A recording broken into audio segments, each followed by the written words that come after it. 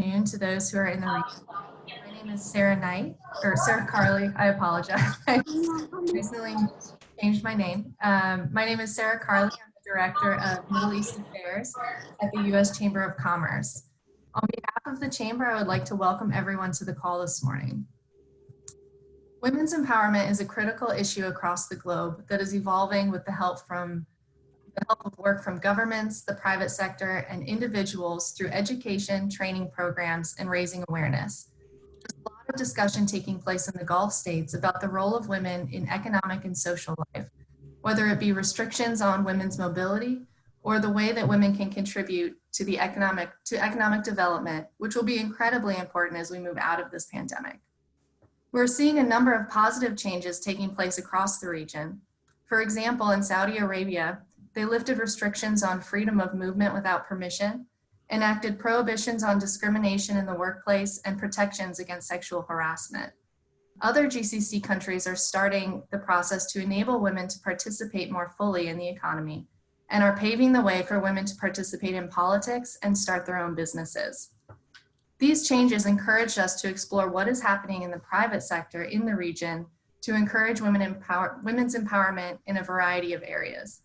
This specific webinar will focus on professional development, exploring training programs and ways women can be elevated to more leadership roles by developing professional skills. Our next webinar, which will be led by Liz Clark on October 13th, will focus on women in entrepreneurship. It's our hope for these webinars that they will lead to a broader working group on women's empowerment in the GCC. And it will focus on the policy issues that will help women in the region to not only participate fully in the economy, but also generate equality in the workforce. As this is the first in our series of women's empowerment webinars, we thought it would be best to frame this issue with a look at what is happening in the region more broadly. We'll then hear from our private sector panelists in the region, Darein Hassan of Pfizer and Deemah Al Yahya of WomenSpark, before opening it up for discussion. I have the pleasure of introducing Barb Langley this morning, who is the director for the Center of International Private Enterprises Center for Women's Economic Empowerment. She leads CIPE's strategy to amplify the voice of the private sector through women's equal participation in free markets and democratic institutions. She comes to us with a wealth of knowledge on the region and in women's development. Prior to her role at CIPE, she served at the International Republican Institute as the Executive Director for IRI's Arab Women's Leadership Program, Deputy Director for the Institute's Middle East and North Africa Division, and Deputy Director for IRI's Women's Democracy Network. Barb, thank you for being here with us today. We are very much looking forward to your remarks. The floor is yours. Great, thank you so much, Sarah. Good morning, everyone. And welcome to my home office that also doubles, as you can tell, as a home gym for my husband. So good morning again, Sarah. Good morning, Liz, Steve. To our distinguished speakers, I'm glad to be on this panel with you. And of course, good morning to all of our friends within the Chamber Network. As Sarah mentioned, my name is Barbara Langley, and I'm the Director of the Center for Women's Economic Empowerment at the Center for International Private Enterprise, or CIPE as we're more commonly known. CIPE is a nonprofit affiliate of the U.S. Chamber of Commerce working internationally to promote a private sector-led approach to the most difficult economic challenges in developing markets. Our organization was launched in 1983 as one of the 4 core institutes of the National Endowment for Democracy, which still supports our work today through an annual allocation from Congress. We also compete and have been awarded projects through U.S. government and foreign donor grant processes, as well as through various foundational partnerships over the years. 2 years ago, CIPE established a Center of Excellence for Women's Economic Empowerment to better promote its thought leadership and expertise on this critical issue, and to help advance strategies piloted with proven impact from our regional teams. Our projects take us to 6 regions of developing markets. We're active in 64 countries currently, with dozens of field offices and representatives, ensuring that democracy and free market economies deliver for the most vulnerable populations, including women-owned and women-led businesses. I've had the extraordinary opportunity to live, work, and travel in the Middle East for a number of years, and maintain close friendships with many women civic and political leaders. However, I still profess to not be an expert in the barriers that women face in economic participation in the region. What I've learned from my friends is that the situation is certainly complex, and it's influenced by centuries of culture, tradition, and religious beliefs. I think what my friends would want you to know is that while women in the Middle East face a number of legal, structural, and social cultural barriers, there are definitely a number of areas where women's leadership is making a difference in these economies and in these countries. They would want me to tell you not just about the barriers that have been well researched, but also what women within the region are doing to improve their own empowerment within their economies. So let's start by looking at some of these barriers. If you just look at the research, the barriers to women's economic empowerment are certainly overwhelming at times. And globally, the World Bank's Women, Business, and Law report estimates that women have just 3/4 of the legal and regulatory rights of men, with the numbers in the Middle East falling much lower than the worldwide average. As we all know, the situation gets more complex as great laws on the books often aren't implemented and social norms challenge women's empowerment even in the most progressive systems. The World Bank's Women, Business, and Law report is really one of my leading go-to resources when looking at women's empowerment globally. It's a study that examines 8 key areas for women and has done so over the course of 10 years, and it was just recently updated this summer. The areas of research span a woman's life from education to retirement, include such areas as mobility. Could I as a woman travel outside my home in the same way as a man does? In the workplace, does the law prohibit discrimination in employment based on gender? And are there sexual harassment protections? When we look at pay, can women work the same hours as men with the same remuneration? In her marriage, can a woman obtain judgment of divorce in the same way as a man? Are there domestic violence protections? In parenthood, is there equal paid leave for both men and women guaranteed by law? And in entrepreneurship, can a woman open a bank account in the same way as a man? With regard to assets, do all children in the family inherit assets from their parents equally? And finally, in pension, are there mandatory retirement ages, and are they the same for both men and women? The report found, as Sarah mentioned, that 3 of the GCC countries were included in a list of 10 globally that have made the most improvement in the past 2 years. Saudi Arabia's score jumped to 70.6 from 31.8, largely due to reforms in 6 of the 8 areas of research. For example, Saudi Arabian women no longer need permission from a male guardian to obtain a passport or to travel abroad. The United Arab Emirates score also improved, scoring 56.3 within the index, up from 26.9. For example, UAE leaders lifted restrictions on women working at night.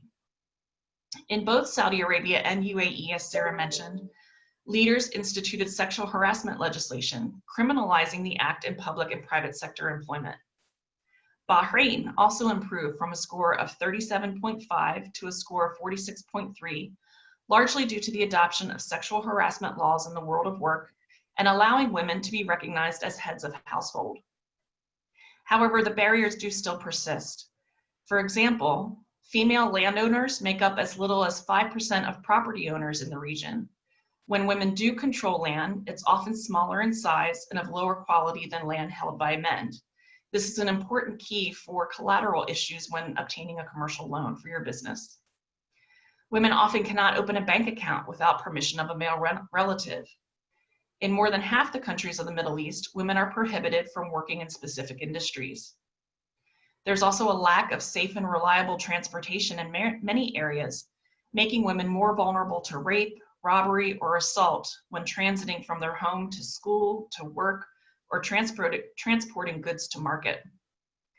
Gender-based violence and sexual harassment both are pervasive problems in the Middle East region and also play a destructive role. In addition to the inherent trauma, the impact of such experiences lowers earnings and decreases productivity. And of course, don't forget that those sociocultural norms play a key factor in this discussion as well. Research shows that in 65% of the countries in the region, working outside of the house was perceived to be inappropriate for women. And according to a report by the McKinsey Global Institute, 75% of the world's unpaid care is undertaken by women. Now, in all of this, we now have COVID-19, and the global pandemic just exacerbates these issues all over the world and makes the urgency for resolution more apparent. For example, women make up 70% of the global health workforce, putting them at greater risk of contracting the virus. The retail, hospitality, and textile manufacturing sectors, which tend to employ more women than men, are now struggling with low consumer demand, which in turn affects women's employment and hours of work and pay. And don't forget that the digital divide also imposes obstacles to women performing remote work where possible, or adapting their livelihoods to the current situation. Most of the 3.9 billion people who are offline are in rural areas. They are poorer, less educated, and tend to be women and girls. Sadly, girls are at an increased risk of dropping out of school altogether following school closures, potentially impacting their future economic prospects. And finally, while women dominate the community social work and civil society sectors, they're underrepresented in decision-making positions worldwide. This means policies for women are not decided by or in direct consultation with women. However, as I promised you, women in the region are in fact doing something about this.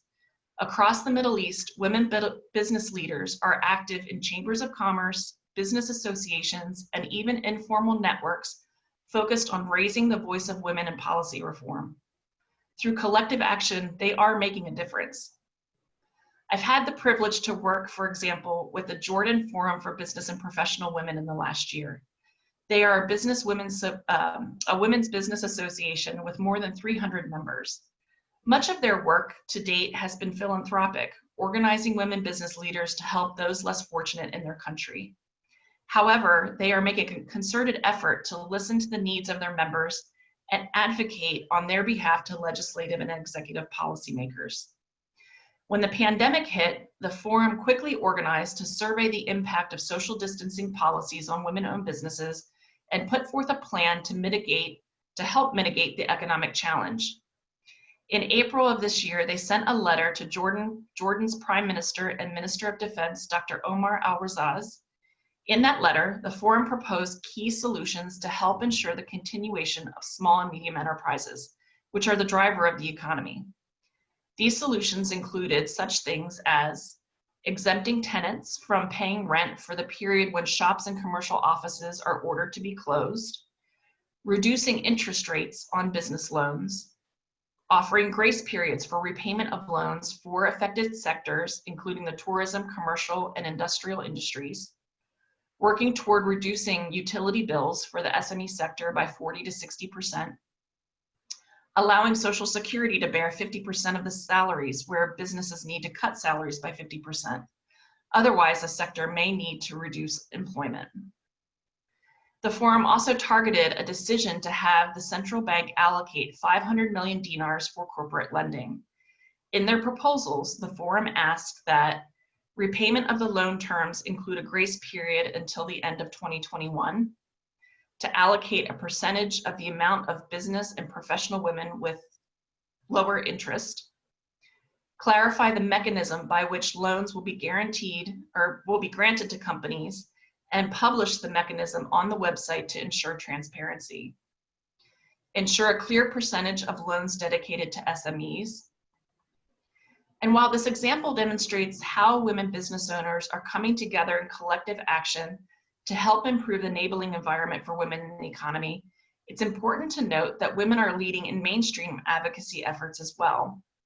From 2016 to 2018, CIPE supported a national business agenda in Bahrain, working with an informal network of business leaders. The network agreed to come together as they felt that small and medium enterprises were being left behind in the country's Chamber of Commerce organization structure, and they felt that their efforts could fill an important gap, working in partnership with the government to help the country achieve its economic vision for 2030. CIPE's National Business Agenda is an advocacy toolkit, adapted from the experience of the US Chamber of Commerce and is successfully implemented in countries across the globe, including in the Middle East. It's both a process and a product. Through the process, the business agenda convenes private sector stakeholders to identify key priorities in improving the business enabling environment. It researches solutions to those priorities and offers a policy prescription. Then the National Business Agenda is published as a product and advocated for adoption of the solutions by governing officials. And in the final stage, the steering committee of the National Business Agenda will evaluate the success of the project and start the process all over again. In Bahrain, a team of 8 business leaders served as the steering committee for the National Business Agenda, including 2 prominent businesswomen. When convening the private sector, the steering committee ensured diversity in the sector, region of country, and gender, among other factors.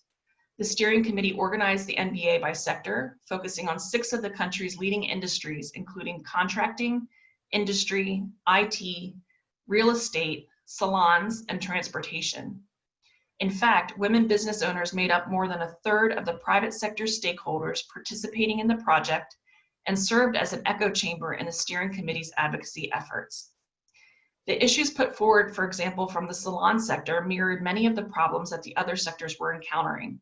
For example, they advocated for foreign labor to figure out a way to enforce the contract between the salon owners and employees in a way that will obligate the employees to stay until their contract expires. They also advocated for an imposition of prerequisite requirements on new salons, such as certificate and minimum distance between salons. They also advocated for unification of governmental fees imposed on salon activities in one payment instead of charging each service individually. And they wanted a reduction of the fees and tolls imposed on salons overall. They also needed increased representation before the government authorities, specifically within the Bahrain Chamber of Commerce. Quite a number of the policy solutions prescribed by the Bahrain National Business Agenda were adopted by the government, including a reduction in consolidation in administrative fees levied on the business sector. I'll leave it at that. CIPE has witnessed similar success in women's leadership and advocacy from Palestine to Lebanon and Tunisia to Jordan, and really across the region. To learn more about CIPE's focus on local partner-led efforts, I would be happy to connect with you all after this session is over, and also to connect you with CIPE's Director for the Middle East and North Africa, Greg Simpson. I leave my comments here for now, as I mentioned, Sarah, and I look forward to a vibrant discussion in the Q&A period. And I'm just so grateful too that we have our 2 speakers from the region that will help shed light on this issue. Thank you all so much. Thank you, Barb, so much. I really feel like, you know, that was a perfect explanation and a perfect overview of what we're seeing in the region, what's going on, before we jump into the individual stories and experiences from our partners in the region. So thank you again.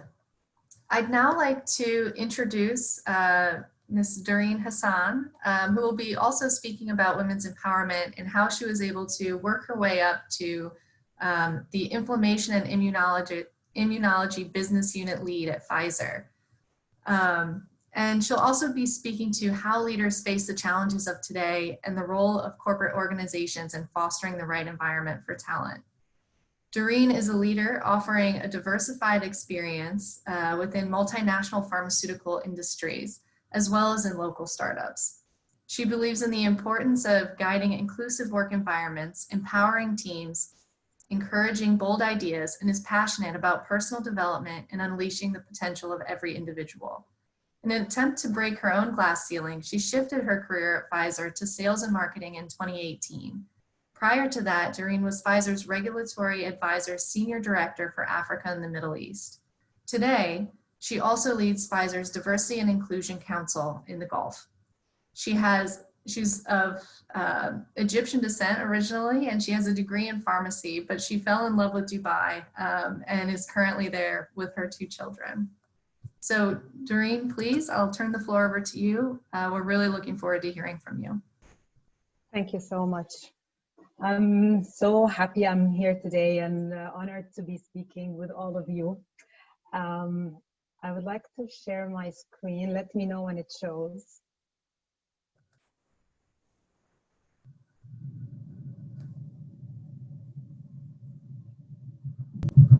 Can you see it now? Yes.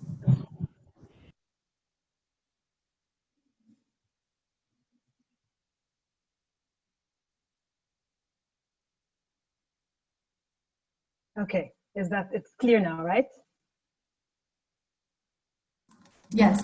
Do you guys hear me? Mm-hmm. All right. So yeah, again, thank you so much for the introduction. And very happy to be with everyone today. I'm so tempted to show you a typical post of expectation versus reality. It's like how we show up every day and what really is going on. Listening to your introduction make it sound like it's an easy ride, but there's a lot to it, and I would like to introduce myself. As an ambitious girl that was surrounded by the right people, family members and leaders, a girl that broke the norms of society and left home to come to Dubai, a mom with a purpose to show her daughter that it's okay to pursue her dreams. And however, still feeling guilty when I left my kids at home after maternity leaves. Yes, I'm the mom that sends her kids with standard school uniform on Pink Day and barely volunteers an International Day in school. However, I still pursuing my dream, and as I progress, I still get terrified when I get a new assignment, or I cannot even begin to describe how I felt on my first day leading a team with no experience in what they do. The journey is bumpy, but colorful, as you can see in the photo. As I watch my kids grow into teenagers, my obsession with revealing untapped potential grows every day. Many of us as women are raised with the notion of perfection. And I think perfection is one of the key barriers to women's empowerment and their willingness to take risks and open to new challenges. With the pandemic out there, I guess we're learning this the hard way. Huh?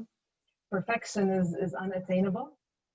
And let me give you a scary example of our new norm today. And that's the least to say, really. The world is changing very fast, and I think we are today glad to be part of this, although it's a challenging time, but it's also a time to look back to. I heard you, Barbara, talk about our first liners and them being 70% women. I was very surprised, I must say, to hear this information.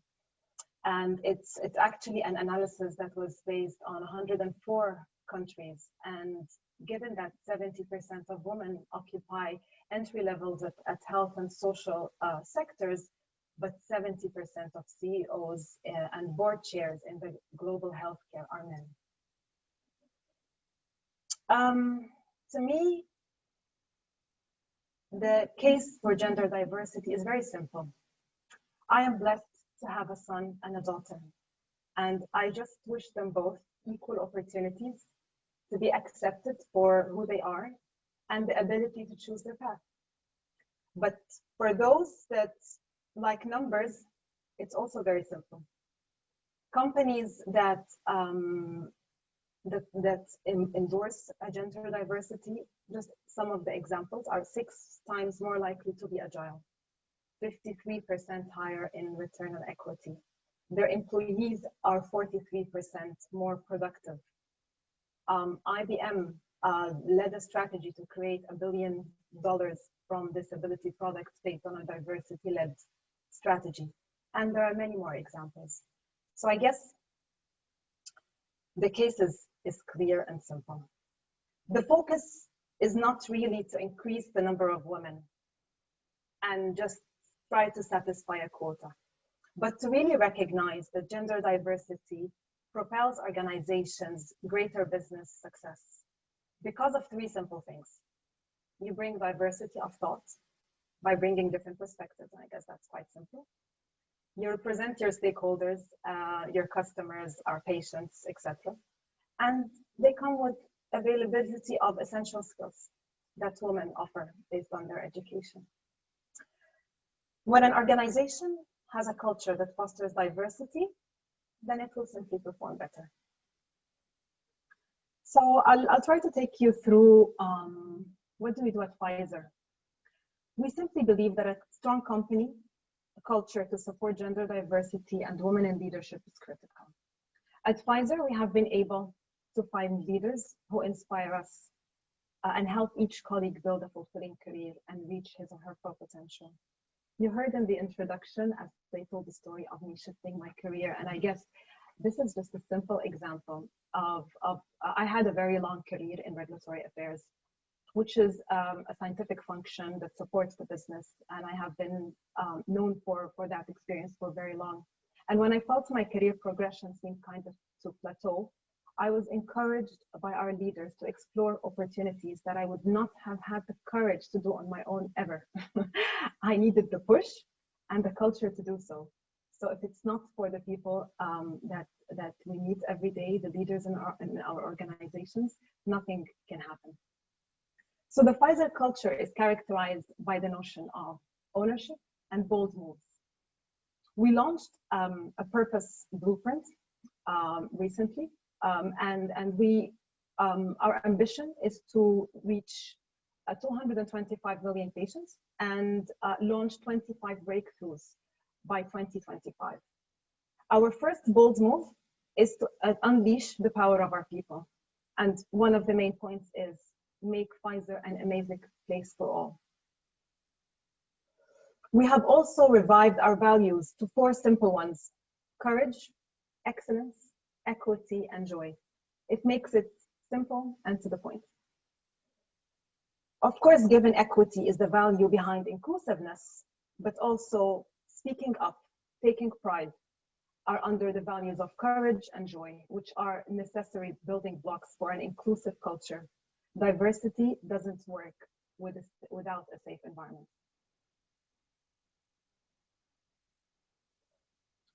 By 2025, Pfizer is aiming to increase women representation at leadership level from 33% to 47%. By focusing on 3 strategic priorities. Again, quite simple: enhancing capabilities of female leaders, creating an inclusive environment, and enabling local groups. So when we talk about enhancing capabilities, we have several initiatives that we have in Pfizer. So one of them is creating tailored programs that are tailored for women and leadership, and also a variety of diverse groups. We call them LAFTA in Africa, Middle East, and LIFT. It's the Leadership Investment for Tomorrow. I was personally honored to be part of the LIFT program, which was a 6-month program where you meet colleagues from different parts of the world, from different diverse groups, share experiences and challenges, and feel connected and create the inclusive environments that we're looking for. We have also introduced mentorships, like what circles for growth, which like coaching circles where women leaders sit with a variety of women in the organization and again share challenges in a safe environment. The second priority is creating an inclusive environment, and that's through policies, governance, and improving the overall work environment. What we have done are things like ensuring diversity of the talent pool and panel for recruitment and promotion. We have implemented remote and flexible working hour policies, which are obviously now obsolete. I mean, the whole world is implementing them. And we have launched 3-month parental leaves for both moms and dads. Launching a nursing room in the Dubai office was also one of the things that we are very proud of implementing.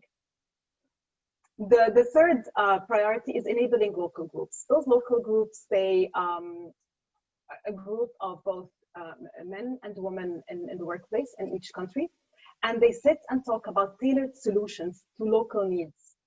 If we take Saudi Arabia, for example, they wanted to meet or to match the kingdom's 2030 vision. which basically relies on women and technology. Our local CRG vision, so that's the local group vision, is to make Pfizer an employer of choice for Saudi women. And they came up with three main strategies: mirroring the Saudi society, external reach and awareness, as well as internal awareness. Some of the initiatives that they took in the Saudi team was external initiatives partnering with universities to enhance our branding, create awareness about the pharmaceutical industry, and create internship opportunities for young women. Internally, they have also developed programs on unconscious bias, and they have launched interesting initiatives connecting with the society like this one, where it's during the lift of the driving ban for women, they launched Driving Safely with Arthritis for women with arthritis. Keeps them connected with the society and being there for women of different types and experiences. Today in Saudi, the total number of females has reached 50 employees in different functions and in several managerial positions. And I will close with that story because it was very inspiring to hear one of our colleagues in Saudi talk about how she never imagined herself interacting or dealing with men, and let alone, of course, have a career. And today, she is one of our rising medical reps, where she actually interacts with different healthcare professionals in their clinics, both genders, and she is actually driving her way around. So I will close with that, and I will be very happy to hear your questions and comments later. Thank you, Darein. That was really inspiring. It's so wonderful to hear all of the programs that Pfizer has implemented, and get to know a little bit more about your story. It is a challenge, and you seem to have done it very well. So thank you for sharing. I would like to now turn over to Deemah Al Yahya. She is the CEO and founder of WomenSpark in Saudi Arabia. Deemah is a tech pioneer, and at Microsoft, she was appointed as the first Saudi female to be assigned the executive director, leading developer experience and digital innovation. She was a consultant for the various government and private organizations in fields of innovation and economy, along leading Saudi's national digital transformation strategy. With commitment to support Saudi females, Deemah has managed to launch and leads several initiatives that focus on enabling women in the IT industry and enhancing their skills to meet the highest standards of the Saudi labor markets. This is what led her to establish the WomenSpark initiative. Deemah Al Yahya seeks to move Saudi youth to the forefront of digital nations by developing a distributive, pioneering technical ecosystem built primarily around Saudi talents and an innovative spirit. So with that, I had the pleasure of speaking with Deemah a few weeks ago and was just so inspired by her story. So Deemah, I'll turn it over to you. We look forward to hearing from you. Thank you so much, Sarah, and thank you for the opportunity and for being here, and also being among a great leading panelists as well. It's really very satisfying to hear the previous panelists talk about Saudi Arabia and the improvements and and all of the reforms that Saudi is having right now, that it is actually been recognized internationally and not only in the region but globally. And this is what we are aiming for.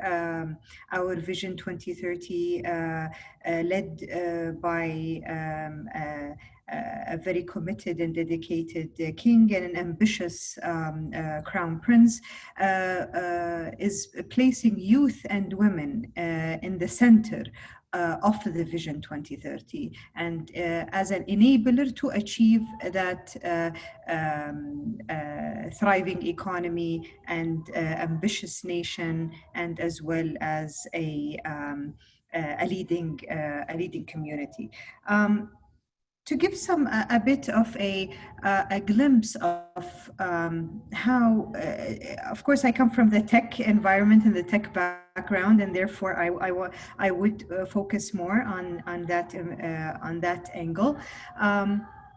But I would like to highlight the achievements that we achieved right now till now, and how proud we are. And when you mentioned, Sarah, about the mission to work on Saudi being the to lead in terms of the to lead in the digital nations. We see these reforms going to that direction. If you see Saudi now, 99% of Saudi is connected. And 40% is connected through fiber optics, which means that women all over Saudi have access to internet, and that is powered by itself, where economically and socially, by providing internet and by having women on internet, that will change the narrative at home, their culture, the way they think, and also open economical opportunities for them to find jobs and also to create their own jobs. We have more than 3 million homes in only 3 years. We have more than 3 million homes are connected through fiber optics, which is a huge achievement. The first country in the region that has implemented 5G as well, and now partnering with the likes of SpaceX and other satellite providers to provide that high quality internet throughout Saudi, and not only Saudi, but also the region as well. Something significant we have as well, and we are so proud that this year we're hosting the G20. And by hosting the G20, there has been the launch of great initiatives, and we are very proud to see Saudi women leading these initiatives, like the Empower initiative. The Empower initiative has been discussed in Japan last year, and it has launched this year in Saudi, which is to empower women, mostly in the leadership positions. How can we increase the number of women in leadership positions? And for Saudi to lead an initiative like this, that is definitely a proud thing for us.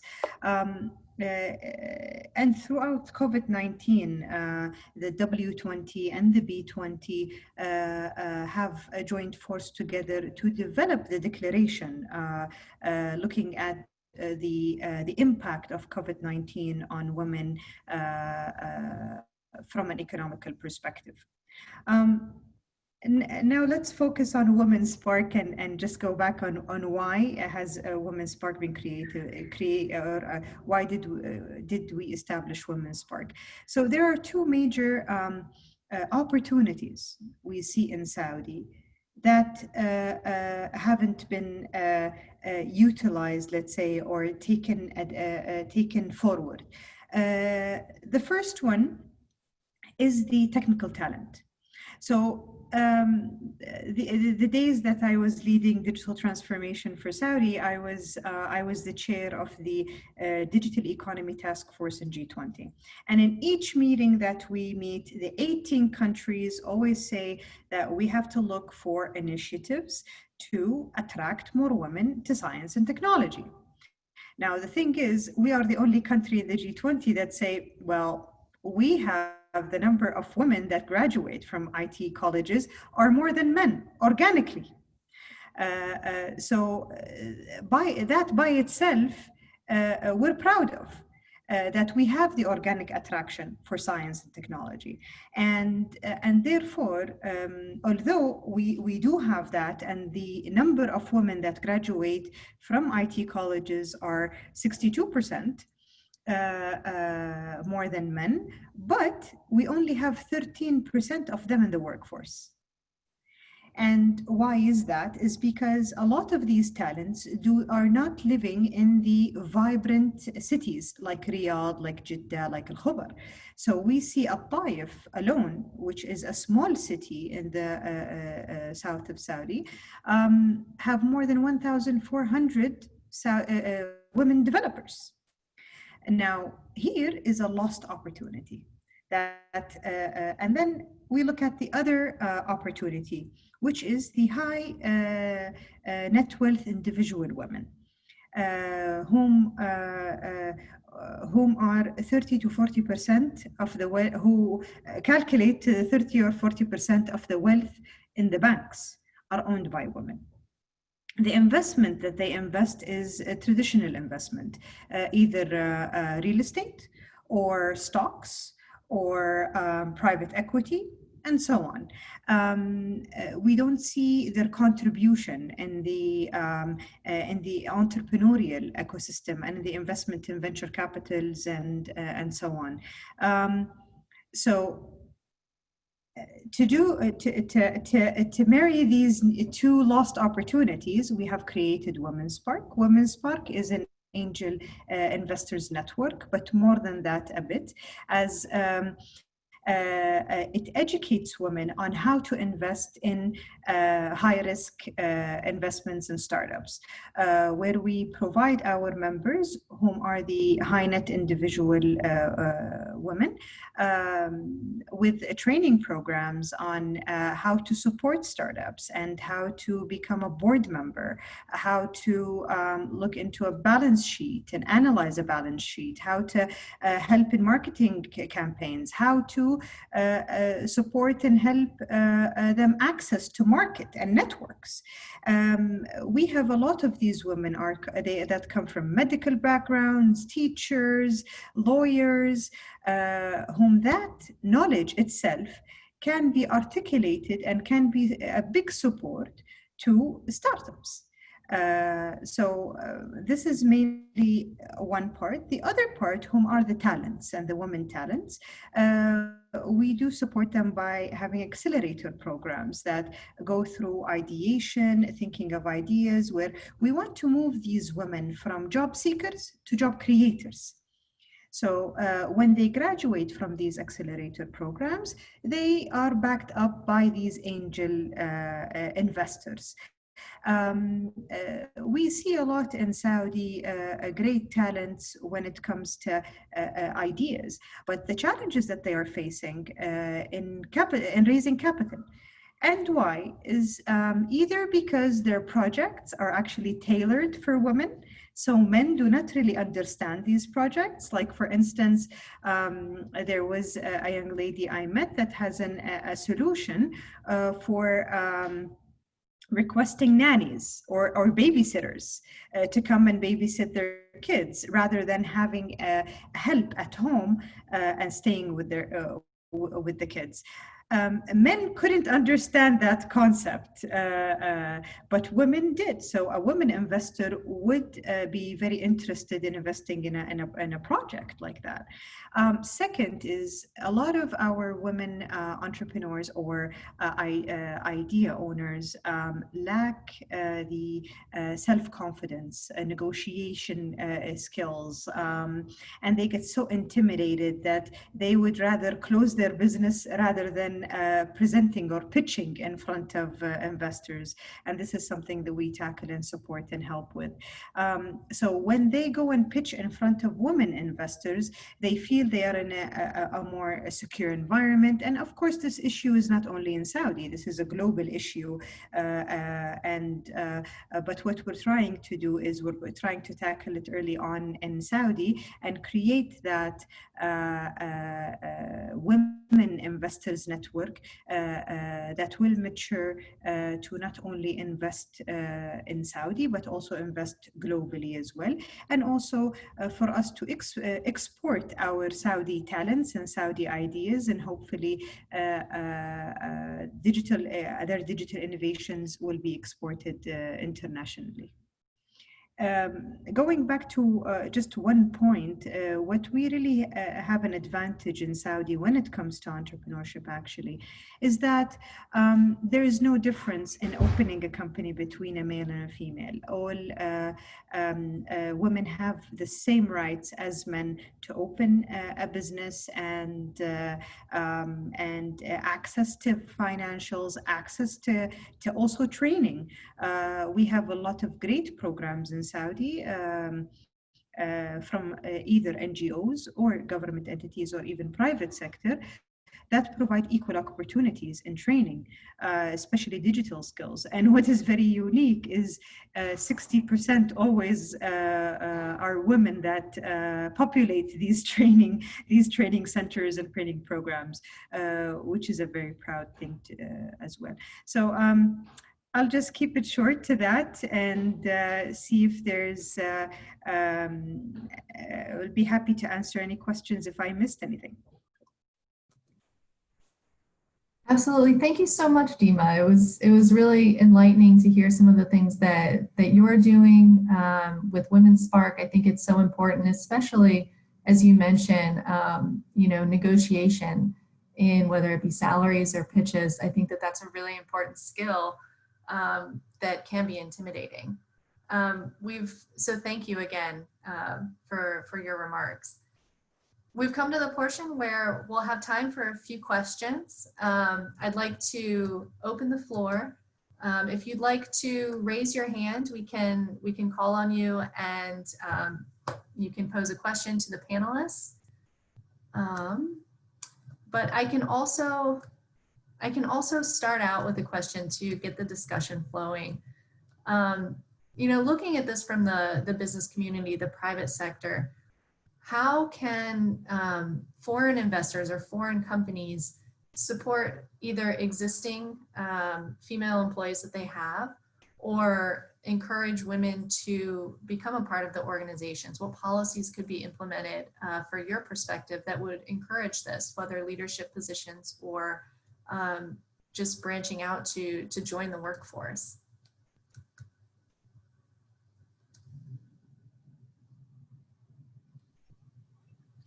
The question is for me. It's for any one of you. Okay, I can kickstart the discussion.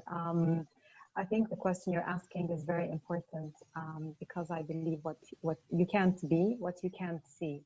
So having women in leadership is critical, not just for, as we spoke, not just about the quotas and the numbers that we would like to achieve, but also for role modeling for the other generations. If you can't see women in leadership positions, then it becomes challenging for the continuation of that journey. And I think that, I mean, yes, in Pfizer, we are not setting quotas as such. However, the quota setting is not a bad start. So that could be something that can be endorsed by some companies or the government sectors as well. I think also the fact that only 5% of females are represented in the government is creating or is not supporting the development of the right policies. So I think the presence of women in policy shaping is critical to be able to make the policies developed inclusive of different levels. And I think from a private sector perspective, I guess it's important to be open to tailor solutions based on your needs. Usually the barriers to women progress in the workplace lie within things like unconscious bias, work-life balance, mobility, access to networking opportunities in male-dominated cultures, and in the Middle East it can be challenging. The absence of role models and flexible hours and work from home policies, maternity leaves, it's, you know, they're all the same challenges. So I guess for any foreign investor or any company that would like to attract the right talent, they need to start looking and, you know, like taking it one by one and see what can be more relevant and more effective to drive their strategy and growth. Those are excellent points. I agree with you on the government side as well. It's really important to have women in those policy roles. to help move these issues forward. I see that we do have a question from Michelle Elanazi. Feel free to unmute yourself.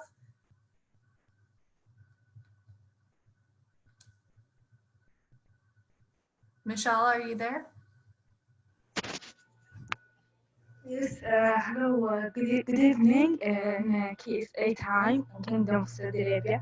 I don't speak, I don't have speak English, have the language very professional, but I so interested when I see Deemah Al Yahya. But I have many questions for her company. What's the chance for girls have economic specialist if they have chance in the future? That's it. Thank you so much. يعطيك العافية مشاعل. Thank you مشاعل for your question. If I understood it correctly, what are the economical opportunities that WomenSpark can provide women? When it comes to the economical benefits, is that we provide any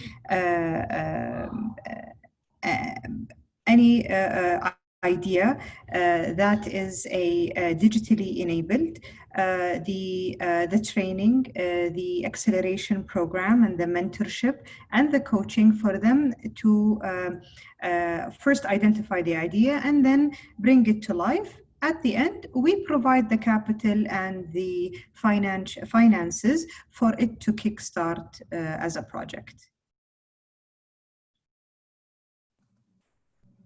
Thank you, Deemah. And if possible, or if anyone would like, I'm happy to make the connection with you and any of the speakers today.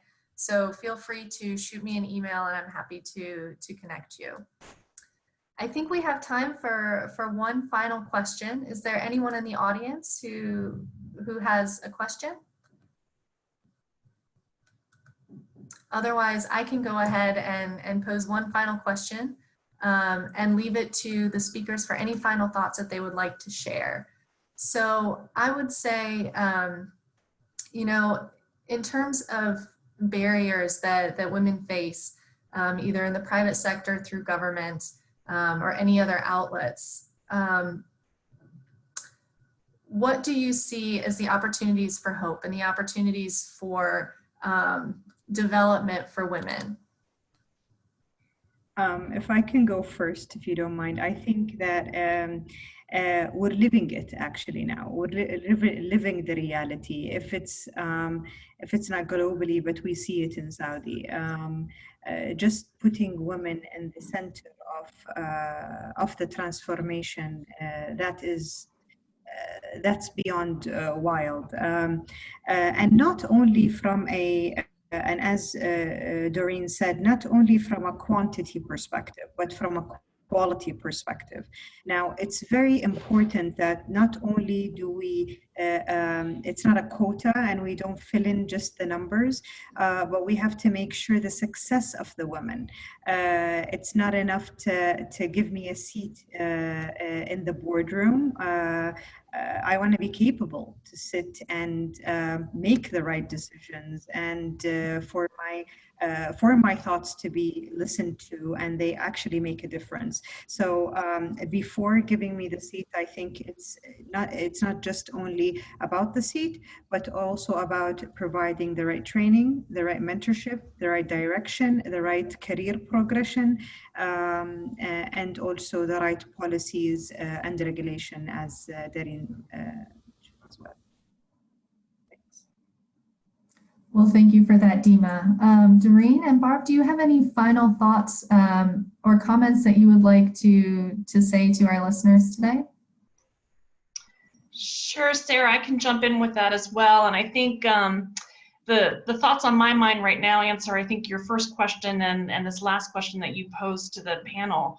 And I think, you know, what's really critical at this point in time, But, you know, honestly, at any point in time really is collective action and ensuring that women's voices are raised when thinking about the policies that impact their lives, their business, their homes, and ensuring that they're represented. And so I would encourage multinational corporations to look at collective action efforts to help bring networks of women together to really think critically about the issues that they're facing in business, because this will change, it will ebb and flow over time for sure, but it's important to keep that active engagement in that environment and to make sure that there are relationships built within the network of policymakers, and that women are able to articulate those concerns to their policymakers and have a voice in the solutions that govern them as well. I think that's really the final point that I would offer, is just to stay actively engaged. Cool. And Darein, I'll turn to you for the final comment. I think to what everyone is saying, Deemah, Barb, and yourself around hope, I guess the time is now, really. I think it's happening, as Deemah was saying. And I guess what's going on in the world right now is going to reshape how everything is going to happen, and we're going to be going into new norms. I think as technology begins to reshape how we do our business and increased digitalization, I think opportunities of virtual roles may reduce some of the stresses of the need of business travel, relocation for career advancement, and can act as a critical catalyst for boosting female careers. And I think those that are really believe in their opportunity, the time has never been better for us. And I think the Middle East represents a growing economy, and there will be opportunities for those who are ready. And to second, again, Deemah's comments around capabilities and readiness, I think that's key. So yeah, I think that I would close with those remarks, and I hope it was helpful for everyone. Wonderful. Thank you so much, Barb, Darein, Deemah. It was really wonderful to hear from you. I would just like to say to everyone listening, thank you for joining in. We'll have another webinar on October 13th that will focus on entrepreneurship, and we would love to have everyone back to hear about that. So thank you again. Have a wonderful evening to those of you in the region, and a great start to your day for those of us here. Thank you very much.